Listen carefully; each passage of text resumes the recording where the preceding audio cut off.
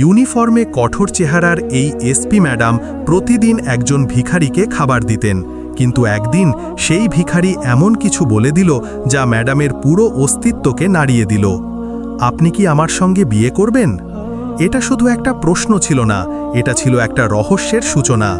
এমন এক রহস্য যা জানার পর আপনিও হয়তো হতবাক হয়ে যাবেন। জানুন পুরো সত্যি। এই গল্পের প্রতিটি মোড়ে রয়েছে আবেগ, রহস্য আর এমন একটি সিদ্ধান্ত যা মানবতা আর ভালোবাসা দুটোরই সংজ্ঞা বদলে দেয়।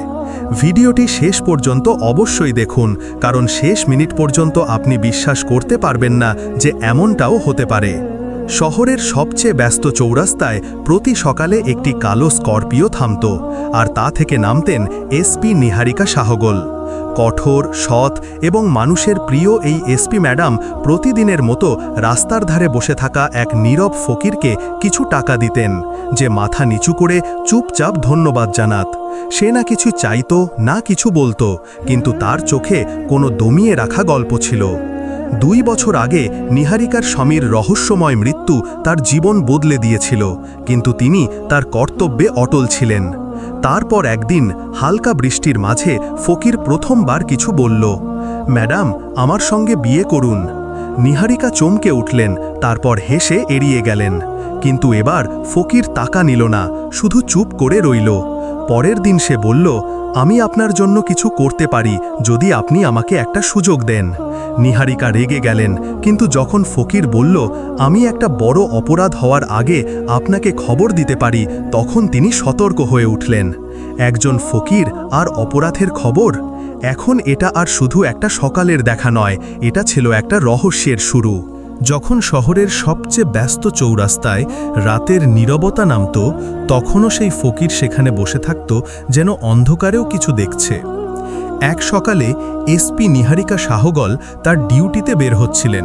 তখন ফকির তাকে থামিয়ে বলল, ম্যাডাম, গতকাল রাতে পাশের বন্ধ গোডাউনে কিছু লোক অস্ত্র নিয়ে জমা হয়েছিল, কিছু বড় ঘটতে চলেছে। নিহারিকা সন্দেহ করলেন, কিন্তু তিনি তদন্ত করালেন। পরের দিনই সেখান থেকে প্রচুর পরিমাণে অবৈধ অস্ত্র পাওয়া গেল। তিনি হতবাক হয়ে গেলেন। একজন সাধারণ দেখতে ফকির এত নিখুঁত তথ্য কিভাবে দিতে পারে? যখন তিনি তাকে জিজ্ঞাসা করলেন, তুমি কে, তখন সে শুধু হেসে বলল, আমি সেই যা দেখা যায়, কিন্তু এই শহরের প্রতিটি গলি আমার স্মৃতিতে রয়েছে। আর সে তার নাম বলল সমীর। এরপর সে অনেক ঘটনার পূর্বাভাস দিল। চুরি, স্মাগলিং, অপহরণের ষড়যন্ত্র, আর সবই সত্যি হল। এখন সে আর শুধু একজন ফকির ছিল না, নিহারিকার জন্য সে এক রহস্য হয়ে উঠেছিল। দুজনের মাঝে চুপচাপ ভরসা গড়ে উঠতে লাগল। এখন নিহারিকা তাকে টাকা দিতেন না, বরং বসে কথা বলতেন, চা দিতেন, খবর জিজ্ঞাসা করতেন। একদিন হঠাৎ ফকির হাসল, আপনি বলেছিলেন না বৃষ্টিতে কফি খাওয়ার মজাই আলাদা? এই কথাগুলো এখন আর শুধু কথা ছিল না, কোনো পুরনো সম্পর্ক ধীরে ধীরে ফুটে উঠছিল। নিহারিকা স্তব্ধ হয়ে গেলেন। এই কথা তিনি শুধু তবিশ চতুর্বেদীর সঙ্গে বলেছিলেন, আর কারোর সঙ্গে নয়। কিন্তু তিনি নিজেকে সামলে নিলেন আর হেসে বললেন, হয়তো তুমি আমাকে ফোনে কথা বলতে শুনেছ। কিন্তু প্রশ্ন তার মনে বীজের মতো জমে গিয়েছিল।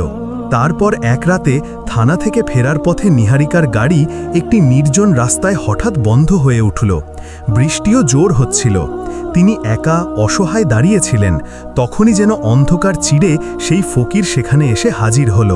ম্যাডাম, এই সময় আপনার একা থাকা উচিত ছিল না, গাড়ি খুলতে খুলতে সে বলল।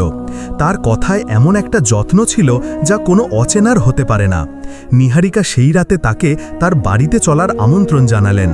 প্রথমে সে অস্বীকার করল, কিন্তু শেষে রাজি হল। বাড়ি পৌঁছে তিনি তাকে গরম খাবার পরিবেশন করলেন। প্রথম কামড় নিতেই ফকির বলল, এই স্বাদ যেন কোনো ভুলে যাওয়া সময়ের স্মৃতি ফিরিয়ে আনল। নিহারিকার হৃদয় ধক করে উঠল। তিনি কিছু বললেন না, কিন্তু মনে প্রশ্নের ঝড় চলছিল। পরের দিন তিনি তার পুরনো বন্ধু এবং ফরেনসিক বিশেষজ্ঞ বিবান খান্নাকে ডাকলেন। তাকে ফকিরের গোপনে তোলা ছবি দেখালেন।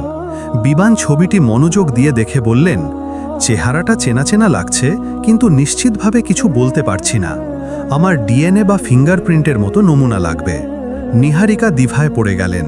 তিনি চাননি যে ফকিরের মনে সন্দেহ জাগুক যে সে তদন্তের মধ্যে রয়েছে।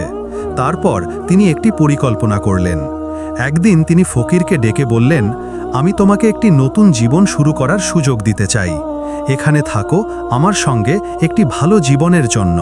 ফকির কিছুক্ষণ চুপ করে তাকিয়ে রইল, তারপর সম্মতিতে মাথা নাড়ল। এখন নিহারিকা শাহগলের জন্য সত্য আরও কাছাকাছি ছিল, কিন্তু তিনি জানতেন এই পথ সহজ হবে না। প্রতিটি উত্তরের আগে প্রশ্নের আরেকটি স্তর খুলতে চলেছে। নিহারিকা শাহগলের বাড়িতে এখন সমীরের আসা যাওয়া সাধারণ ব্যাপার হয়ে গিয়েছিল। সে নিজেকে শুধু একজন ফকির নয়, বরং একজন ভবঘুরে পথিক বলে জানিয়েছিল। নিহারিকা তাকে তার বাড়ির পেছনের একটি ছোট ঘর দিয়েছিলেন, একটি শান্ত কোণ যেখানে কেউ তাকে প্রশ্নের দৃষ্টিতে না তাকায়। প্রথমে সমীর অনেক আপত্তি করেছিল, কিন্তু নিহারিকা শাহগলের জোর দেওয়ায় সে মাথা নত করল। কিন্তু তার হৃদয়ে শুধু করুণা ছিল না, কৌতূহলও ছিল। এই মানুষ যে ভিড়ে গুমনাম বসে থাকে, কিভাবে শহরের গভীরতম রহস্যের সঙ্গে পরিচিত, আর কেন প্রতিবার তার কথায় তবিশ চতুর্বেদীর একটি ঝলক দেখা যায়? না, নিহারিকা বারবার নিজেকে বোঝাতেন এটা শুধু একটা স্মৃতি, তবিশ আর এই পৃথিবীতে নেই। সমীর এখন তার বাড়ির অংশ ছিল, কিন্তু তার দিন এখনও সেই পুরনো ধাঁচে কাটত। সকালে বের হতো, সিগন্যালের কাছে বসত, পথচারীদের কাছে কয়েকটি মুদ্রা চাইত, আর সন্ধ্যা নামলে ফিরে আসত।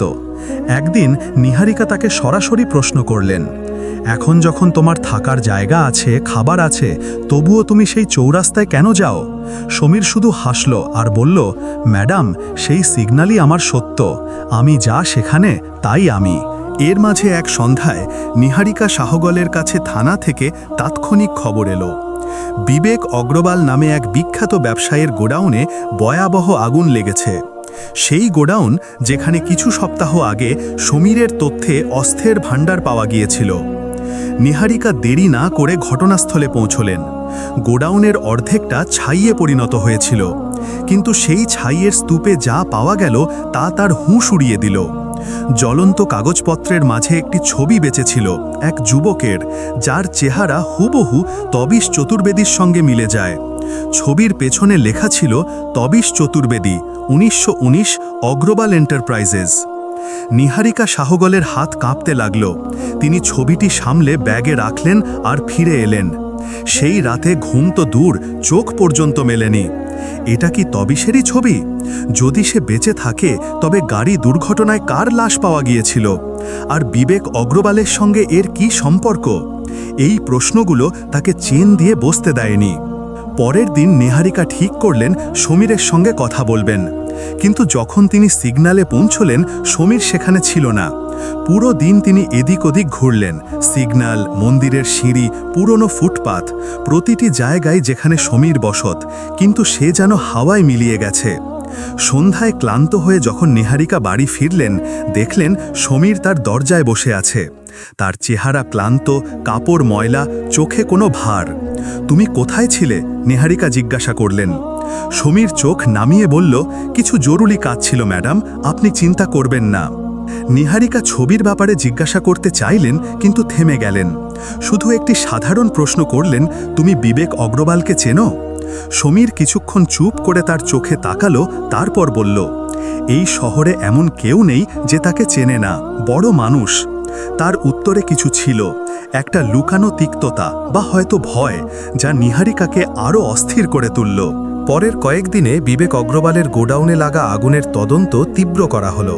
তদন্তে জানা গেল আগুন কোনো দুর্ঘটনা নয়, কেউ ইচ্ছাকৃতভাবে গোডাউন জ্বালিয়েছে। সাক্ষীরা জানালো, রাতের অন্ধকারে একজন অচেনা লোককে সেখানে দেখা গিয়েছিল, লম্বা চোগা, মাথায় ছেঁড়া পাগড়ি, ঠিক যেমন সমীর পরে। এখন সন্দেহ আরও গভীর হচ্ছিল। নিহারিকা শাহগল বুঝতে পারলেন সমীর যা দেখায় তা নয়, আর হয়তো কখনো ছিলও না যা সে দাবি করে। নিহারিকা আর এই ব্যাপারকে উপেক্ষা করতে পারছিলেন না যে সমীরের চারপাশে কিছু অস্বাভাবিক রয়েছে। তিনি তার বিশ্বস্ত গোয়েন্দা অফিসার বীর মালহোত্রাকে নির্দেশ দিলেন, প্রতিটি পদক্ষেপ ট্র্যাক করো, সে রাতে আসলে কোথায় যায়। কয়েকদিনের মধ্যে বীর রিপোর্ট দিলেন, ম্যাডাম, প্রতি রাতে সে একটি পুরনো ধ্বংসস্তূপে যায়। সেখানে কিছু অচেনা লোক তার সঙ্গে দেখা করে, কথা বলে, কিন্তু কি তা বোঝা যায় না। এখন এই খেলা আরও জটিল হয়ে উঠল। নিহারিকা সময় নষ্ট না করে নিজে সেই ধ্বংসস্তূপ পরিদর্শন করলেন। ধ্বংসস্তূপে ধুলো, দেওয়ালে ভাঙা চিহ্ন আর মেঝেতে ছড়িয়ে থাকা কিছু পোড়া কাগজ। তারই মাঝে এক কোণ থেকে কিছু পুরনো নথি পাওয়া গেল, অগ্রবাল এন্টারপ্রাইজেসের কালো কীর্তির কাঁচা হিসাব। কিন্তু যা সবচেয়ে চমকপ্রদ ছিল তা ছিল একটি পুরনো চিঠি, যাতে লেখা ছিল, তবিশ চতুর্বেদী, তোমাকে এই রহস্য নিজের সঙ্গে কবরে নিয়ে যেতে হবে। যদি অগ্রবাল জানতে পারে তবে সে তোমাকে কখনো বাঁচতে দেবে না। নিহারিকা সাহগলের চোখ স্তব্ধ হয়ে গেল। তবিশটি বেঁচে আছে? এখন এটার সন্দেহ নয়, ভয়ে পরিণত হয়েছিল। নিহারিকা ঠিক করলেন এখন বিবেক অগ্রবালের সঙ্গে সরাসরি কথা হবে। কিন্তু তার আগে সমীরের নীরবতা ভাঙা জরুরি ছিল। সেই রাতেই নিহারিকা সমীরকে ডাকলেন। তিনি একটি ছবি তার সামনে রাখলেন। এটা কে? তিনি জিজ্ঞাসা করলেন। তার কণ্ঠে কঠোরতা ছিল। সমীর ছবিটি দেখল। তার চোখে একটা হালকা কাঁপুনি এলো, কিন্তু চেহারা শান্ত রইল। কিছু উত্তর সময় দেয় ম্যাডাম, কিন্তু এটুকু বলতে পারি, আমি আপনার শত্রু নই। নিহারিকার ধৈর্য ভেঙে গেল। যদি তুমি এখনো সত্যি না বলো, আমি তোমাকে গ্রেফতার করাবো। সমীর শুধু হাসল। যদি আপনি আমাকে গ্রেফতার করেন তবে সেই সত্য চিরকালের জন্য চাপা পড়ে যাবে, যা আপনি জানতে চান। একটি থমকানোর পর সমীর ধীরে কণ্ঠে বলল, অগ্রবালের অফিসের নিচে একটি তহখানা আছে। সেখানে সে সব লুকায়, নথি, রেকর্ড, প্রতিটি কালো সত্য। নিহারিকা সাহগাল তৎক্ষণাৎ তার টিমকে প্রস্তুত করলেন এবং রাতারাতি অভিযান চালালেন। তহখানায় সেই সব প্রমাণ ছিল যার জন্য তিনি খোঁজ করছিলেন। অভিযানের পর বিবেক অগ্রবাল গ্রেফতার হল। কিন্তু সব পাওয়ার পরেও নিহারিকার মনে শান্তি এলো না। হৃদয় এখনও অস্থির ছিল, মন প্রশ্নে ভরা। তিনি তার কাছের ফরেন্সিক বিশেষজ্ঞ বিবান খান্নাকে ডেকে বললেন, আমি এই মানুষের পরিচয় চাই, যা পরীক্ষা করতে হয় করো। সমীরের ডিএনএ নমুনা নেওয়া হলো, কিন্তু ফলাফলে সময় লাগবে বলে জানা গেল। কয়েকদিন পর নিহারিকা সাহগলের মোবাইলে একটি অজানা নম্বর থেকে কল এলো। ওপাশে একটি ভারী এবং সতর্কতামূলক কণ্ঠ ছিল, ম্যাডাম এসপি, আপনি খুব তেজি হয়ে গেছেন, কিন্তু সত্য জানার একটা মূল্য আছে। সমীরকে ছেড়ে দিন, নইলে পরিণতি ভুগতে হবে। কল কেটে গেল। এখন নিহারিকা স্পষ্ট বুঝলেন সমীর কোনো সাধারণ ভিখারি নয়। তার পেছনে কিছু গভীর এবং বড় কিছু লুকানো রয়েছে। কিন্তু এখন পিছু হটার প্রশ্নই ওঠে না। প্রতিদিন প্রতি রাতে তার মনে একটাই প্রশ্ন ঘুরছিল, সে কে? তার চোখ, তার কথার ধরন, সে কি সত্যিই তবিশ? এর মাঝে সমীরের আচরণ আরও রহস্যময় হয়ে উঠল। দিনে চৌরাস্তায় বসত, রাতে ফিরে আসত। কিন্তু এখন তার চোখে একটা গভীর শান্তি ছিল, যেন কোনো অমীমাংসিত প্রশ্নের উত্তর সে পেয়ে গেছে। সত্য এই ছিল যে সমীরই ছিল সেই ব্যক্তি যাকে নিহারিকা সাহগল 2 বছর আগে একটি গাড়ি দুর্ঘটনায় হারিয়েছিলেন। সমীর অর্থাৎ তবিশ চতুর্বেদী। দুর্ঘটনাটি কোনো দুর্ঘটনা ছিল না, বরং একটি পরিকল্পিত হত্যা যা ব্যর্থ হয়েছিল। এখন নিহারিকার কাছে আরেকটি হুমকি এলো, যদি সমীর তোমার বাড়িতে থাকে তবে পরবর্তী লক্ষ্য তুমি হতে পারো। কিন্তু এবার তিনি ফোনে শান্ত কিন্তু দৃঢ় কণ্ঠে জবাব দিলেন, অন্য কাউকে ভয় দেখানো যায়, আমাকে নয়। কল শেষ হতেই নিহারিকা সাহগলের চোখে সতর্কতার লাল আলো জ্বলে উঠল। তিনি তৎক্ষণাৎ তার সাইবার ইউনিটকে সক্রিয় করলেন এবং সেই অজানা কল ট্রেস করার নির্দেশ দিলেন। কিছুক্ষণের মধ্যে রিপোর্ট এলো, কলের অবস্থান ছিল একটি নির্জন গোডাউন, যা বিবেক অগ্রবালের কোম্পানির সম্পত্তি হিসাবে নিবন্ধিত ছিল। এই তথ্যে নিহারিকা নিশ্চিত হলেন যে বিবেক গ্রেপ্তার হলেও তার নেটওয়ার্ক এখনও সক্রিয়। আর যা তাকে সবচেয়ে বেশি অস্থির করছিল, সমীর কি এই খেলার অংশ? এদিকে তবিশ চতুর্বেদী, যিনি এখন সমীরের পরিচয় লুকিয়েছিলেন, জানতেন যে আসল শিকার এখনও বেঁচে আছে। সেই ব্যক্তি যিনি তার জীবন, নাম, সম্পর্ক সব ছিনিয়ে নিয়েছিলেন, এখন নিহারিকা সাহগলকেও লক্ষ্য করছিল। চৌরাস্তায় ভিখারির জীবনযাপন করতে করতে তবিশ যে তথ্য সংগ্রহ করেছিলেন তাতে স্পষ্ট ছিল যে বিবেক অগ্রবাল শুধু একটি প্যাদা। আসল খেলা কারো হাতে ছিল, এমন একটি মুখ যা এখনও অন্ধকারে ছিল। তবিশ বুঝেছিলেন এখন নিহারিকাকে সব সত্য বলা বিপজ্জনক হবে। একটি ভুল পদক্ষেপ তার জীবনের জন্য ভারী পড়তে পারে। কিন্তু সময়ের বালি এখন হাত থেকে গড়িয়ে পড়ছিল। পরের সন্ধ্যায় সমীর নিহারিকাকে আরেকটি তথ্য দিল, একটি পুরনো কারখানায় অস্ত্রের বড় লেনদেন হতে চলেছে। নিহারিকা তার ইউনিটকে সক্রিয় করলেন এবং অভিযানের নেতৃত্ব নিজে নিলেন। কারখানায় অভিযান চলল এবং বেশ কয়েকজন অপরাধী ধরা পড়ল। কিন্তু সেখানে গ্রেপ্তার একজন ব্যক্তি এমন একটি রহস্য উদ্ঘাটন করল যা সবাইকে হতবাক করে দিল। এই লেনদেনের মাস্টারমাইন্ড কখনো নিজে সামনে আসে না, কিন্তু তাকে সেই ভিখারির সম্পর্কে সব জানা, যাকে তুমি সমীর বলো। নিহারিকা শাহগলের রক্তে শিহরণ জাগল। সমীর কি সত্যিই বিপদে আছে, নাকি এই সব কিছু তারই ইশারায় চলছে? মনে দ্বন্দ্ব শুরু হলো। একদিকে সেই সমীর যে গুরুত্বপূর্ণ তথ্য দিয়ে বড় বড় অপরাধ রুখেছে, অন্যদিকে তার বারবার হঠাৎ গায়েব হয়ে যাওয়া এবং রহস্যময় নীরবতা সন্দেহ জাগাচ্ছিল।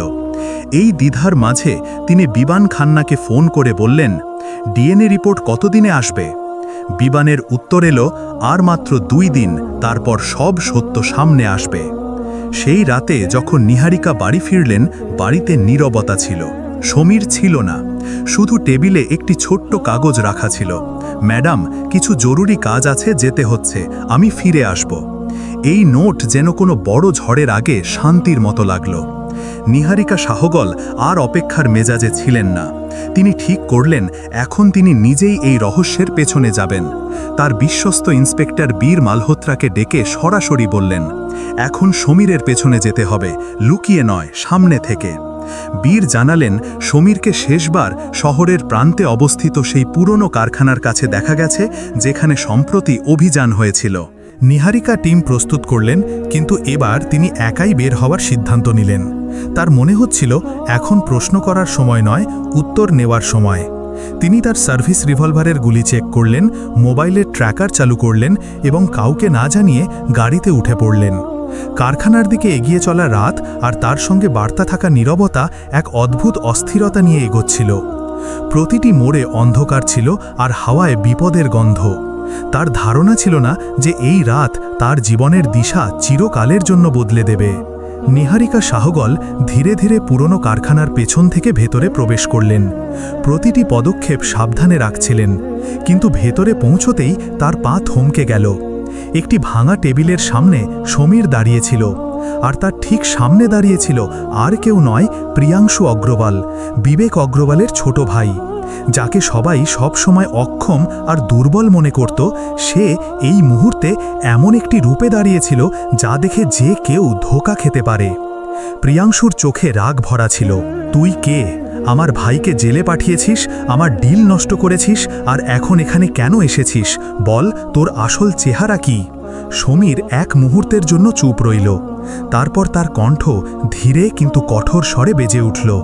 তুমি আমাকে মুছে ফেলার চেষ্টা করেছিলে, কিন্তু তুমি হয়তো ভুলে গেছো যে আমি মরিনি। আমি তবিশ চতুর্বেদী। লুকিয়ে দাঁড়ানো নিহারিকা শাহগলের শ্বাস থেমে গেল। তবিশ চতুর্বেদী, সেই নাম যাকে তিনি 2 বছর ধরে মনে কবর দিয়েছিলেন। সে কি সত্যিই তিনি? তার চোখ ভিজে এলো, কিন্তু হাতে ধরা রিভলভারের পকড় আরও শক্ত হলো। সামলে তিনি সামনে এলেন, রিভলভার সোজা প্রিয়াংশের দিকে তাক করে। থামো, ওখানেই। প্রিয়াংশু, আর তুমি সমীর, যদি তুমি সত্যিই তবিশ হও, তবে এখন সত্য লুকানোর সময় নয়, সব বলো। তবিশ ধীরে তার দিকে তাকাল। তার চেহারায় ক্লান্তি ছিল, চোখে অনুশোচনা। আমি তোমাকে সব বলতে চেয়েছিলাম, কিন্তু আগে সত্য জানা জরুরি ছিল। আমি নিজেও জানতাম না শত্রু কে। আমার মনে হয়েছিল তুমিও হয়তো জড়িত। নিহারিকার চোখে ধাক্কা লাগল, কিন্তু তিনি কিছু বলার আগে কিছু বুঝতে চাইলেন। তখনই প্রিয়াংশু চুপিসারে পকেটে হাত দিল, কিন্তু নিহারিকার চোখ সতর্ক ছিল। তিনি দ্বিধা না করে গুলি চালালেন, নিশানা সোজা প্রিয়াংশের কবজিতে। বন্দুক তার হাত থেকে ছিটকে পড়ল। নিহারিকা রেডিওতে তার টিমকে ডাকলেন। কয়েক মিনিটের মধ্যে ইউনিট ভেতরে প্রবেশ করল। প্রিয়াংশু অগ্রওয়ালকে হাতকড়া পরিয়ে গ্রেফতার করা হলো, আর সে রাগে চিৎকার করতে করতে বাইরে নিয়ে যাওয়া হলো। এখন কারখানায় শুধু 2 জন ছিল, নিহারিকা শাহগল আর তবিশ চতুর্বেদী। তাদের মাঝে একটি দীর্ঘ নীরবতা ছড়িয়ে পড়ল। তারপর নিহারিকা কাঁপা কণ্ঠে বললেন, তুমি বেঁচে ছিলে, আর তবুও আমাকে অন্ধকারে রেখেছিলে। তবিশ এগিয়ে এসে বলল, আমি ভেঙে পড়েছিলাম নিহারিকা। আমার মনে হয়েছিল তুমি আমাকে ধোঁকা দিয়েছ, কিন্তু এখন জেনেছি তুমিই ছিলে সেই কারণ যার জন্য আমি আজ পর্যন্ত বেঁচে আছি। তারপর সে পুরো গল্প শোনাল, কিভাবে প্রিয়াংশু ঈর্ষা আর লোভে তার কোম্পানি হাতানোর জন্য প্রাণঘাতী চাল চেলেছিল, কিভাবে সে নিজেকে মৃত দেখিয়েছিল, আর কিভাবে ভিখারির ছদ্মবেশে সে পুরো নেটওয়ার্কের স্তর খুলতে শুরু করেছিল। নিহারিকার চোখ দিয়ে অশ্রু ঝরতে লাগল, তার আঙুল থেকে রিভলভার খসে পড়ল। তিনি এগিয়ে গিয়ে তবিশকে জড়িয়ে ধরলেন। তুমি আমাকে অনেক কষ্ট দিয়েছ, কিন্তু তবুও আমি তোমাকে হারানোর ভয় করি। তবিশ চতুর্বেদী তাকে শক্ত করে ধরে বলল, এখন আমি তোমাকে কখনো একা ছাড়ব না নিহারিকা। যদি এই হৃদয় ছুঁয়ে যাওয়া গল্প আপনাকে সত্যিই স্পর্শ করে থাকে, তবে ভিডিওটি অবশ্যই লাইক করুন, এটি শেয়ার করুন, যাতে এই সত্য সেই সব মানুষের কাছেও পৌঁছায় যারা এখনও অন্ধকারে রয়েছে। আর হ্যাঁ, চ্যানেলটি সাবস্ক্রাইব করতে ভুলবেন না। আমিন ইয়া রব্বাল আলামিন।